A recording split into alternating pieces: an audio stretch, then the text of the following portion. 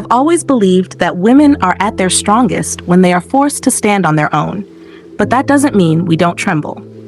As a single mother, every morning opens like a page in a book, beautiful yet frightening.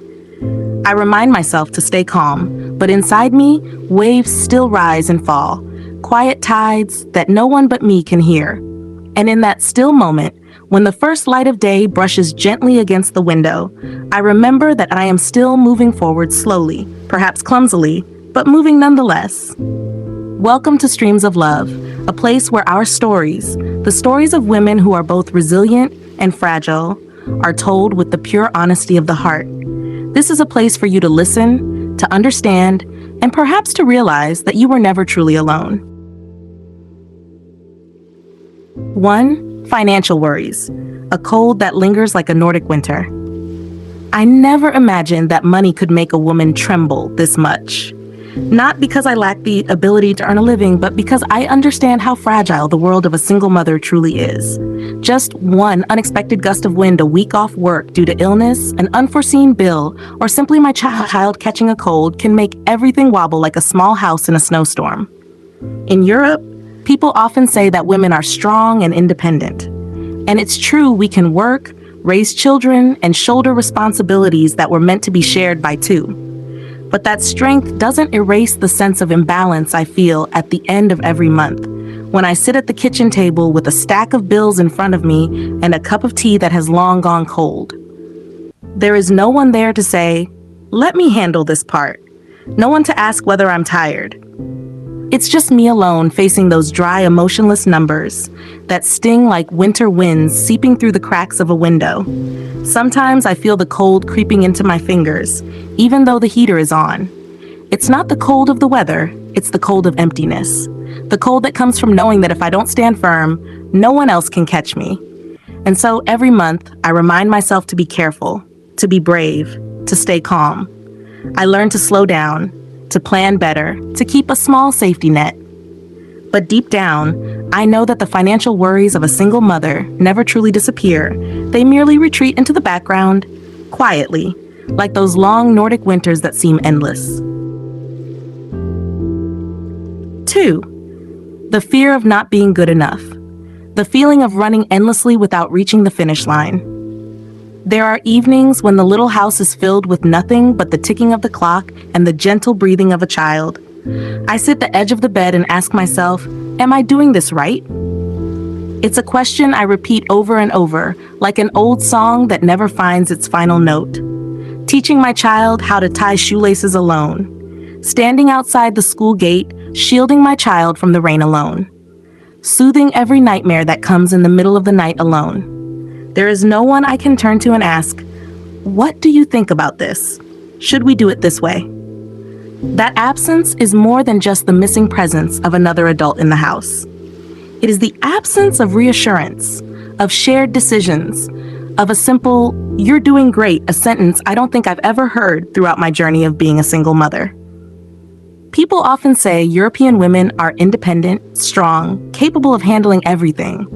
I've tried to become that woman, and in many ways, I've done more than I ever expected. But even when I appear calm, there is always a quiet fear lingering inside me. The fear of not being good enough. Many nights, I watch my child sleep that innocent face, so peaceful it tightens something in my chest.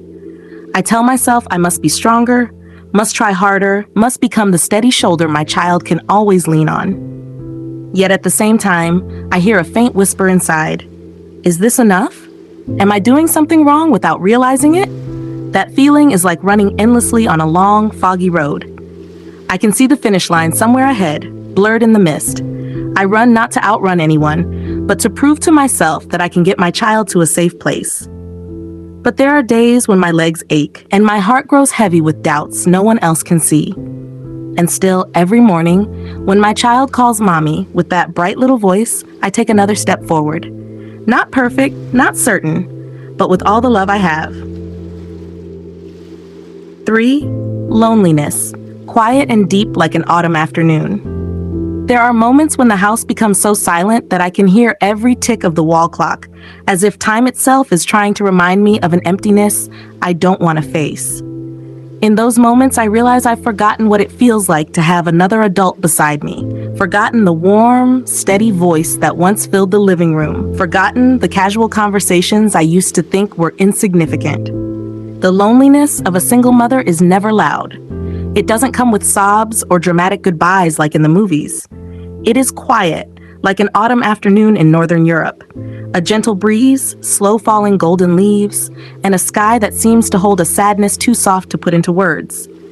It is the absence of a hug after a long, exhausting day. It is coming home and realizing that aside from a child's cheerful chatter, there is no other voice answering, "How was your day?" It is not having someone to sit with me over a warm cup of tea when the weather turns cold, no one to share small stories with, or simply sit together in silence, yet still feel each other's presence. Sometimes, when my child is fast asleep, I sit by the window and watch the warm streetlights glow over the quiet street. Couples walk by, hand in hand, speaking softly, and I feel like someone standing behind a glass pane, watching a world where people have a shoulder to lean on, a world that I'm no longer part of. But then I remind myself that loneliness is not a sign of weakness. It is simply the shadow that follows the path I've chosen, a path that demands courage, and sometimes a profound kind of silence. 4. The fear of being judged. Society's gaze is always sharper than its words. People often say that Europe is a land of freedom of personal choice and openness.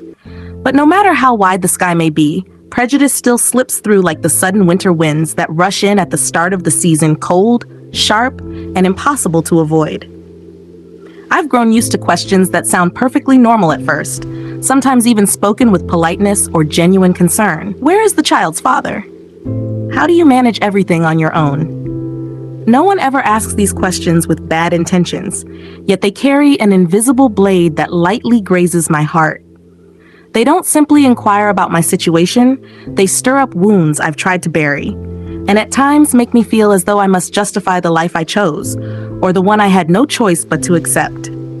I don't need pity. I don't need the compliment, "You're so strong," offered like a medal meant to hide the discomfort in someone's eyes. What I long for is much simpler, to be seen as a whole mother. Not a single mother, not a woman raising a child alone, not an unusual case to trigger curiosity. Just a mother like any other, loving her child, caring for her child, and placing one steady step after another on the path of nurturing a small life. There are moments when I walk down the street holding my child's hand, yet I feel as though society is walking beside us, with gazes sharper than words, judgments as light as the breeze but heavy as stone. And deep inside, I wonder when the label alone will finally stop being a mark stamped on me in other people's eyes. But then I remember, I'm not living to please them.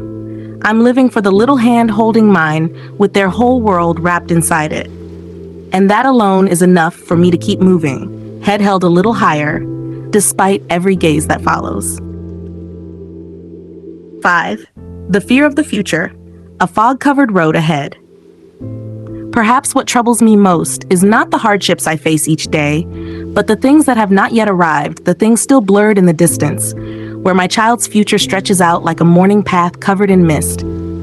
I am not afraid of the difficulties of the present. Sleepless nights, rushed mornings, unpaid bills. I can shoulder all of that.